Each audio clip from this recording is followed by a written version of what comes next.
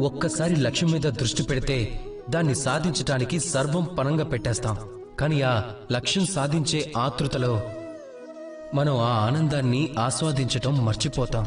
ప్రాణం పెట్టి మరీ ప్రయత్నిస్తారు ధనం సంపాదించడానికి. మరి అదే ధనాన్ని ఆరోగ్యాన్ని మెరుగుపరచడానికి ఖర్చు చేస్తూ ఉంటారు. అవునా కాదా? చూడండి, కోరిక తప్పు విషయం కాదు.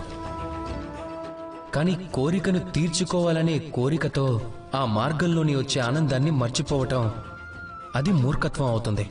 అప్పుడప్పుడు కోరికను పూర్తి చేసుకునే ప్రయత్నంలో అన్నిటినీ కోల్పోతారు. మర్చిపోతూ ఉంటారు అర్ధచంద్రుడు ఎక్కువ అందంగా ఉంటాడని. లేని దాని గురించి ప్రయత్నించటం మానేసేయండి.